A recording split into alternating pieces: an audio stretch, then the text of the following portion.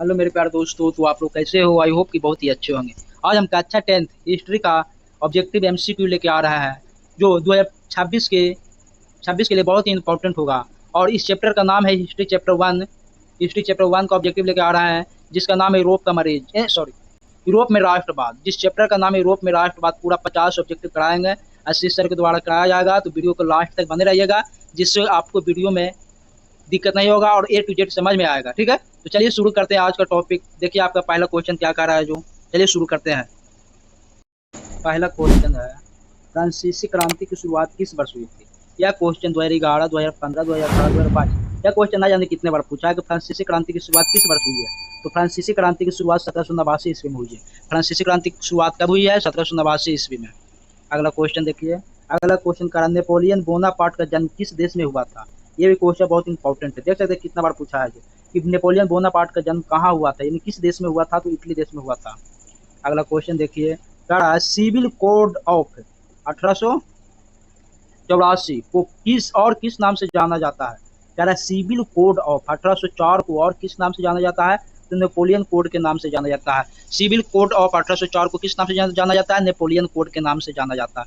सारा क्वेश्चन मैं previous year के लिए हूँ, जो बहुत एग्जाम के दृष्टिकोण से बहुत ही इंपॉर्टेंट है।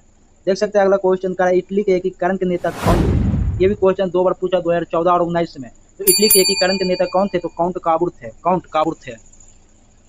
अगला क्वेश्चन देखिए, यंग यंग इटली संगठन की स्थापना किसने की? यंग इटली संगठन की स्थापना किसने की? ये भी क्वेश्चन 2011, 2016, 2020 में पूछा गया है। तो यंग इटली संगठन की स्थापना किसने किया? तो मेजनी ने किया है। किसने किया है? मेजनी ने। अगला क्वेश्चन देखिए, कह रहा जर्मनी के एकीकरण के वास्तुकार कौन थे? ये भी क्वेश्चन 2012, 2018, 2023 में पूछा गया है कि जर्मनी के एकीकरण के वास्तुकार कौन थे? तो बिस्मार्क थे। अगला क्वेश्चन देखिए, कह रहा 1848 की क्रांति किस देश में हुई थी? 1848 की क्रांति किस देश में हुई थी? ये अभी क्वेश्चन 2013, 2019, 2024 में पूछा गया है। तो किस देश में हुई थी 1848 की क्रांति? किस देश में हुई थी? जर्मनी में हुई थी। अगला क्वेश्चन देख लीजिए, ब्लड एंड आयरन नीति किसकी थी? ब्लड एंड आयरन नीति किसकी थी? तो बिस्मार्क की थी। किसी थी? बिस्मार्क की। अगला क्वेश्चन देखिए, करा फ्रैंकफर्ट असेंबली कब आयोजित हुई? फ्रैंकफर्ट असेंबली कब आयोजित हुई? यह क्वेश्चन 2011, 2015, 2021 में पूछा गया है। तो फ्रैंकफर्ट असेंबली कब आयोजित हुई? तो 1848 ईस्वी में। कब हुई है? 1848 ईस्वी में। अगला क्वेश्चन 10 नंबर देखिए, ऑस्ट्रेलिया की राजधानी क्या है? ये भी क्वेश्चन 2 बार पूछा गया है कि ऑस्ट्रेलिया की राजधानी क्या है? तो वियना है। क्या है? वियना है। अगला क्वेश्चन देखिए, गैरिबाल्डी किस देश से संबंधित थे? ये भी क्वेश्चन 2 बार पूछा है, तो इटली से संबंधित थे। अगला क्वेश्चन, राष्ट्र राज्य की अवधारणा सबसे पहले किस देश में विकसित हुई? यह भी क्वेश्चन 2 बार पूछा गया, तो फ्रांस में। अगला क्वेश्चन देखिए, 1830 की क्रांति किस देश में हुई थी? यह भी क्वेश्चन 2 बार पूछा गया, तो 1830 की क्रांति किस देश में हुई थी? तो फ्रांस में हुई थी। अगला क्वेश्चन देखिए, वियना कांग्रेस कब हुई? वियना कांग्रेस कब हुई? यह क्वेश्चन 3 बार पूछा गया है। तो वियना कांग्रेस कब हुई थी? 1815 ईस्वी में। अगला क्वेश्चन देखिए, कह रहा वियना कांग्रेस का मुख्य उद्देश्य क्या था? यह भी क्वेश्चन 3 साल पूछा गया है। तो वियना कांग्रेस का मुख्य उद्देश्य था यूरोप में स्वतंत्र की बहाली। अगला क्वेश्चन देखिए, ड्यूस बेरिन किससे संबंधित है? यह भी क्वेश्चन 3 बार पूछा गया है कि ड्यूरेस बेरिन किससे संबंधित है? तो व्यापार संघ से। किससे संबंधित है? व्यापार संघ से। अगला क्वेश्चन देखिए, मेजनी को किस उपनाम से जाना जाता है? यह भी क्वेश्चन 2 बार पूछा गया है कि मेजनी को किस उपनाम से जाना जाता है? तो इटली का युवा क्रांतिकारी। अगला क्वेश्चन देखिए 18 नंबर, यंग जर्मनी संगठन का उद्देश्य क्या था? यह भी क्वेश्चन पूछा गया है कि यंग जर्मनी संगठन का उद्देश्य क्या था? तो जर्मनी का एकीकरण। अगला क्वेश्चन देखिए, 1848 की क्रांति का प्रमुख कारण क्या था? 1848 की क्रांति का प्रमुख कारण क्या था? तो आर्थिक मंदी था। क्या था? आर्थिक मंदी था। अगला क्वेश्चन देखिए, क्लीमेंस मेटरनिक किस देश के थे? तो ये भी क्वेश्चन देख सकते कितना बार पूछा गया है कि क्लीमेंस मेटरनिक किस देश के थे? तो ऑस्ट्रेलिया देश के थे। अगला क्वेश्चन, नेपोलियन का पतन किस वर्ष हुआ? ये भी क्वेश्चन देख सकते हैं 2 बार पूछा गया कि नेपोलियन का पतन किस वर्ष हुआ? तो 1815 ईस्वी में। कब हुआ? 1815 ईस्वी में। क्रांतिकारी राष्ट्रवाद का नारा किस क्रांति में दिया गया? ये भी क्वेश्चन 2 बार फ्रांसीसी क्रांति में दिया गया। अगला क्वेश्चन देखिए, कह रहा इटली जस्ट 1 मिनट, इटली का एकीकरण किस वर्ष पूरा हुआ? यह भी क्वेश्चन 3 बार पूछा गया कि इटली का एकीकरण किस वर्ष पूरा हुआ है? तो 1861 ईस्वी में। कब पूरा हुआ? 1861 ईस्वी में। अगला क्वेश्चन देखिए, जर्मनी का एकीकरण किस वर्ष हुआ? यह भी क्वेश्चन 2 बार पूछा गया कि जर्मनी का एकीकरण किस वर्ष पूरा हुआ है? तो 1871 ईस्वी में। अगला क्वेश्चन, बिस्मार्क किस देश के प्रधानमंत्री थे? ये भी क्वेश्चन 3 बार पूछा गया है कि बिस्मार्क किस देश के प्रधानमंत्री थे? तो जर्मनी देश के प्रधानमंत्री थे। अगला क्वेश्चन देखिए, नेपोलियन को किस युद्ध में पराजय मिली? नेपोलियन के किस युद्ध में पराजय मिली? ये भी क्वेश्चन 2-3 बार पूछा गया और इस बार 2025 में भी पूछा है, देख सकते हैं। नेपोलियन को किस युद्ध में पराजय मिली? तो वाटरलू के युद्ध में। किस युद्ध में? वाटरलू के युद्ध में। अगला क्वेश्चन देखिए, गैरिबाल्डी की सेना का नाम क्या था? गैरिबाल्डी की सेना का नाम क्या था? ये भी क्वेश्चन 2 बार पूछा गया कि गैरिबाल्डी की सेना का नाम क्या था? तो रेड शर्ट्स नाम था, रेड शर्ट्स। अगला क्वेश्चन देखिए, इटली के पहले राजा कौन थे? ये भी क्वेश्चन 3 बार पूछा गया। इससे पिछला साल 2024 में पूछा गया कि इटली के राजा कौन थे? तो विक्टर इमैनुअल द्वितीय, विक्टर इमैनुअल द्वितीय थे इटली के राजा, पहले राजा हो गए। अगला क्वेश्चन देखिए, जर्मनी का पहला सम्राट कौन बना? ये भी क्वेश्चन पूछा गया, जर्मनी का पहला सम्राट कौन बना? केसर विलियम प्रथम, केसर विलियम प्रथम। अगला क्वेश्चन देखिए, वियना कांग्रेस में फ्रांस का प्रतिनिधित्व किसने किया? यह भी क्वेश्चन लगातार 2 बार पूछा गया है। टैरी रैंड।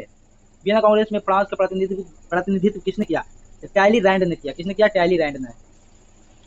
अगला क्वेश्चन देखिए, यंग इटली का मुख्य उद्देश्य क्या था? यंग इटली का मुख्य उद्देश्य क्या था? ये भी क्वेश्चन देखिए 2 बार पूछा गया है। तो इटली का एकीकरण करना। यंग इटली का मुख्य उद्देश्य था इटली का एकीकरण करना। अगला क्वेश्चन देखिए, 1848 की क्रांति में मुख्य रूप से किस वर्ग ने भाग लिया? ये भी क्वेश्चन 2 बार पूछा है। तो 1848 की क्रांति में मुख्य रूप से भाग लिया था, वे थे किसान वर्ग। कौन थे? किसान वर्ग थे।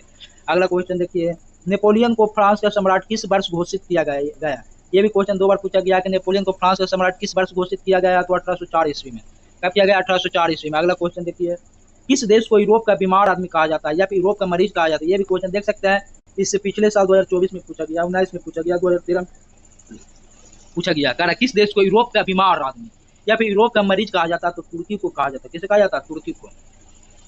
अगला क्वेश्चन देखिए, बाल्कन क्षेत्र किस महाद्वीप में है? बाल्कन क्षेत्र किस महाद्वीप में है? ये भी लगातार 2 बार पूछा गया है कि बाल्कन क्षेत्र किस महाद्वीप में है? तो यूरोप महाद्वीप में है। कहाँ है? यूरोप महाद्वीप में। अगला क्वेश्चन देखिए, बाल्कन युद्ध, बाल्कन युद्ध का मुख्य कारण क्या था? बाल्कन युद्ध का मुख्य कारण क्या था? ये भी क्वेश्चन पूछा गया। जातीय संघर्ष था। अगला क्वेश्चन देखिए, किसके नेतृत्व में जर्मनी का एकीकरण हुआ? ये भी क्वेश्चन लगातार 3 साल पूछा गया है कि किसके नेतृत्व में जर्मनी का एकीकरण हुआ? तो बिस्मार्क के नेतृत्व में हुआ।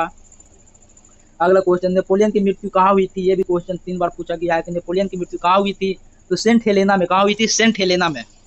अगला क्वेश्चन 39 नंबर देखिए, 1848 की क्रांति में फ्रैंकफर्ट असेंबली का मुख्य उद्देश्य क्या था? ये भी 2 बार पूछा गया। तो जर्मनी का एकीकरण करना। क्या था? जर्मनी का एकीकरण करना। अगला क्वेश्चन देखिए, क्रीमिया युद्ध कब हुआ? क्रीमिया युद्ध कब हुआ? ये भी क्वेश्चन 2 बार पूछा गया कि क्राइमियन युद्ध कब हुआ? क्राइमियन युद्ध कब हुआ था? तो 1853 से 1856 के बीच में। क्राइमियन का युद्ध कब हुआ था? 1853 से 1856 के बीच में हुआ था। अगला क्वेश्चन देखिए 41 नंबर, रेड शर्ट्स किसके अनुयायी थे? ये भी क्वेश्चन 3 बार पूछा गया। तो गैरिबाल्डी के अनुयायी थे। अगला क्वेश्चन देखिए, फ्रांसीसी क्रांति का नारा क्या है? फ्रांसीसी क्रांति का नारा क्या है? ये भी 3 बार पूछा गया और इससे पिछले साल भी पूछा गया है कि फ्रांसीसी क्रांति का नारा क्या था? तो स्वतंत्रता, समानता और बंधुत्व था। स्वतंत्रता, समानता और बंधुत्व था। अगला क्वेश्चन देखिए, औद्योगिक क्रांति की शुरुआत कहाँ हुई है? औद्योगिक क्रांति की शुरुआत कहाँ हुई है? ये भी 2 बार पूछा गया है। तो औद्योगिक क्रांति की शुरुआत इंग्लैंड में हुई है। कहाँ हुई है? इंग्लैंड में। अगला क्वेश्चन देखिए, बाल्कन शब्द किस भाषा से निकला है? ये भी क्वेश्चन 3 बार पूछा गया कि बाल्कन शब्द किस भाषा से निकला है? तो तुर्की से निकला है। अगला क्वेश्चन देखिए 45 नंबर, और बहुत जल्द हम 50 पे पहुंचने वाले हैं, टेंशन मत लीजिए। आपका A to Z हर एक सब्जेक्ट का ऑब्जेक्टिव मैं कराने का जिम्मेदारी लिया हूं और उसे मैं पूरा करके ही छोड़ूंगा, ठीक है। 45 नंबर देखिए, क्वेश्चन करा किस युद्ध में जर्मनी ने फ्रांस को हराया? ये भी क्वेश्चन 2014, 2020 और इस साल 2025 में भी पूछा गया है कि किस युद्ध में जर्मनी ने फ्रांस को हराया? तो फ्रेंको प्रूसियन युद्ध में। अगला नंबर 46 नंबर देखिए, करा जर्मनी के एकीकरण किस शहर में घोषित किया गया? किस शहर में घोषित किया गया? तो बारसई। कहाँ? बारसई में। कहाँ? बारसई में। राष्ट्रवाद शब्द किस भाषा से आया है? तो लैटिन भाषा से आया है, भाषा से आया है। राष्ट्रवाद शब्द किस भाषा से आया है? तो लैटिन से। अगला क्वेश्चन 48 नंबर देखिए, कह रहा है किस देश को यूरोप का बारूद का ढेर कहा गया है? किस देश को यूरोप का बारूद का ढेर कहा गया है? ये भी क्वेश्चन 2012 में, 2017 में और 2023 में पूछा गया है। तो किस देश को यूरोप का बारूद का ढेर कहा गया? तो बाल्कन क्षेत्र को कहा गया है। अगला क्वेश्चन देखिए 49 नंबर, कह रहा है किसने कहा यूरोप में क्रांति की चिंगारी बाल्कन से उठेगी? किसने कहा था? बिस्मार्क ने कहा था। और इस चैप्टर का लास्ट क्वेश्चन, ठीक है, देखिए लास्ट क्वेश्चन क्या कह रहा है, बहुत अच्छा ही क्वेश्चन है। कल 1871 में जर्मनी का सम्राट किसे घोषित किया गया? तो कैसर विलियम प्रथम को और यह क्वेश्चन 2011, 2015 और 2024 में पूछा गया है कि 1871 में जर्मनी का सम्राट किसे घोषित किया गया? तो कैसर विलियम प्रथम को। मैंने 50 ऑब्जेक्टिव पूरा किया। तो आप लोगों को वीडियो कैसा लगा कमेंट बॉक्स में जरूर बताइएगा, और यूट्यूब इस चैनल पर नए हैं तो इस चैनल को सब्सक्राइब एंड वीडियो को लाइक एंड वीडियो को शेयर भी कर दीजिएगा, जिससे आपको नेक्स्ट वीडियो का नोटिफिकेशन आप तक पहुंच सके। ठीक है, तब तक के लिए जय हिंद, जय भारत। मिलते हैं अगला चैप्टर में हिस्ट्री का अगले क्लास में।